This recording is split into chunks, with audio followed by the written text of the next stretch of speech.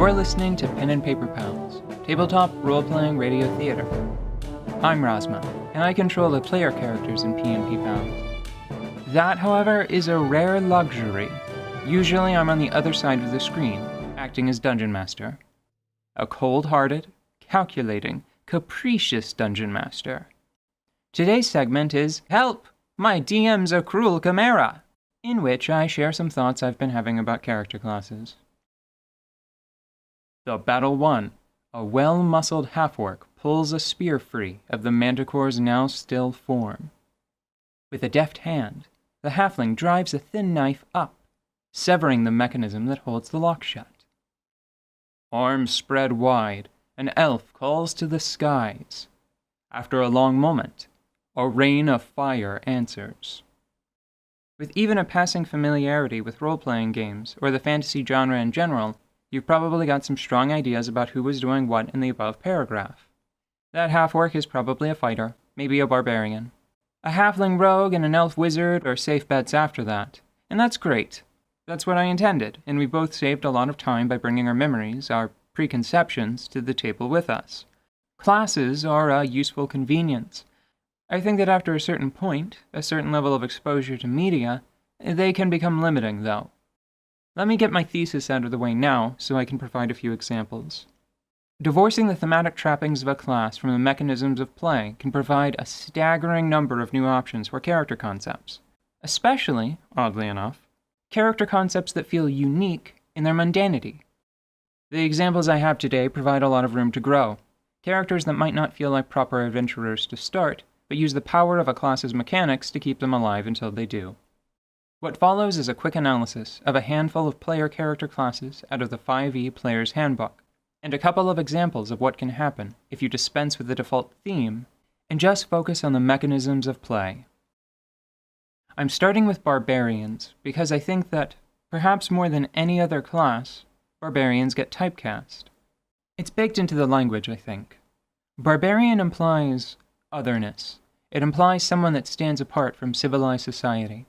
It can be a challenge not to imagine a fur-clad, horned-helmed Highlander that's, by weight, 48% muscle, 48% great axe, 4% other.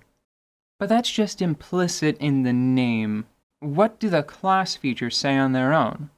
Well, looking at the first 5 levels, they can temporarily grow stronger and more resilient, avoid or shrug off attacks despite being unarmored, sense and dodge away from danger, and can cover a lot of ground quickly.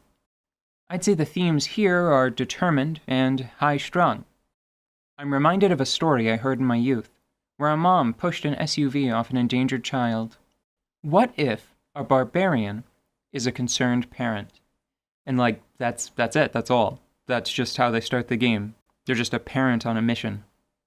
They can and probably should evolve beyond that over the course of play, but I think there's something really compelling about a dwarf dad leaving his mountain home to get his lost kid back, even if it means de-limbing everyone from Neverwinter to Baldur's Gate. Here's another angle.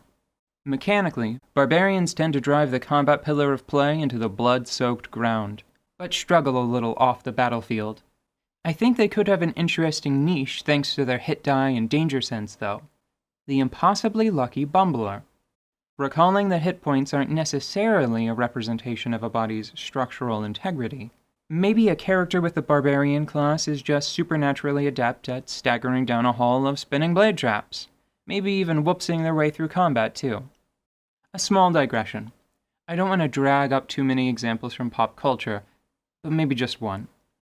Joyce from Stranger Things, specifically Season 1, is a retextured Path of Ancients barbarian. An extraplanar voice guides her, and she will chop the walls down if she thinks they're keeping her from her boy. While I'm digressing, a huge number of action movie stars could rightly be described as determined and high-strung. All I'm saying is, Die Hard makes a lot more sense if the hero has resistance to piercing damage. Rogues, too, have it rough, I think. I've personally drawn some heated glares, asking to trade away my proficiency in thieves' tools. Listen, I said I was making a noble duelist. They have people to pick their lockboxes for them. Honestly, after losing their shirts somewhere in the royal bedchambers, what makes you think they could hold on to a set of lockpicks? So, what's a 5th level rogue mechanically? They're a game-defined expert in 2 fields, can take advantage of someone's distraction in a fight, know a secret, jargon-laden language they share with others of their class, can think and act quickly, and finally, they can reduce the severity of an incoming attack. The themes, then, are skilled and unexpected action. At their core, they're a skill-based class. That gives them a lot of flexibility, and they can excel in any pillar of play. It's a real shame that so many people think their proficiencies have to include dexterity stealth and the aforementioned thieves' tools. So many people actually includes coastal wizards, as the tool proficiency is hard-coded. If your rogue isn't proficient with them, you had to ask your DM for the privilege. Now disregard all of that and imagine this. A professor of history. They have higher than average intelligence for a rogue, and then they just take all the int-based skills.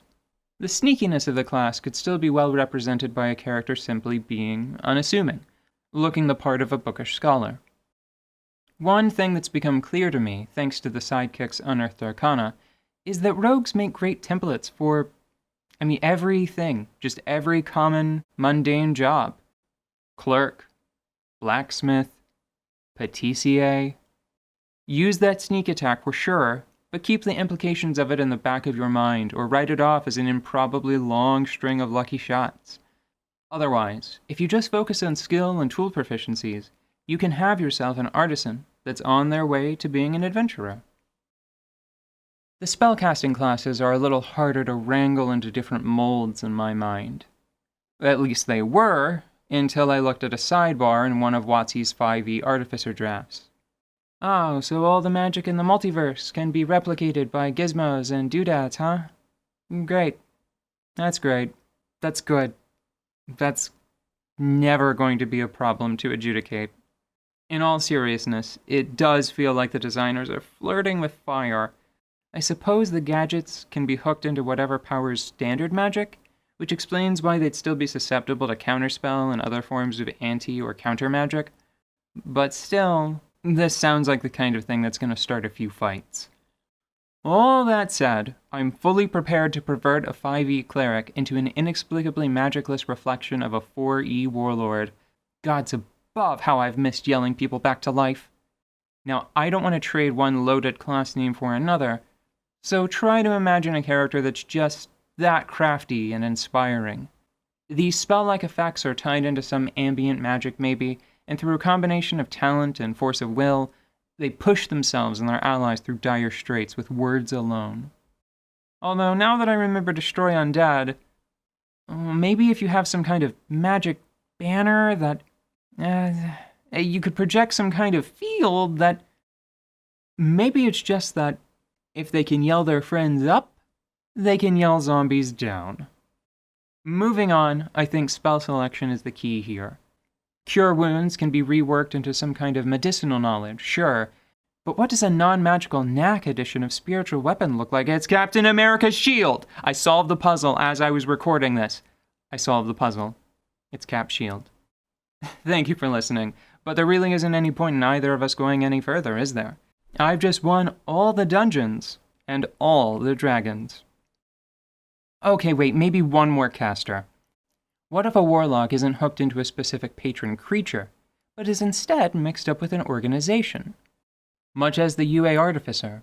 What if their spells are a number of prototype gadgets that they have to rely on? They're in a life-threatening situation after all. They'd be fools not to. But they don't understand them at all. I just got a metal tube in the mail. Apart from it in the straw, the only other thing in the box was a note with an arrow on it that said, "Point towards danger." It's especially interesting to me, imagining the campaign that could spring up around off-type characters like these. Using the above examples, what trouble brings our non-stop dwarf dad, unassuming historian, and government-backed gadgeteer together? Ah, dang it, that's basically just Stranger Things again, isn't it? I mean, some kind of water davy and cover-up is in the cards, right? Probably. Once they fix the problem that brought them together, though, once they have a taste for it, maybe they just keep going out on adventures after that. Oh, with the rescued kid in tow! It turns out the kid is the inspiring, inventive mind from before. We need another player. Hey, somebody call Tina. Ask her if she wants to play an inspiring, inventive kid. There's a fun game to be played, growing into an adventuring class. Perhaps heroic archetypes are too often a starting point instead of a check or end point. There's also fun to be had in never really growing into your role completely. A character that's almost as out of their depth at 10th level as they were at 1st.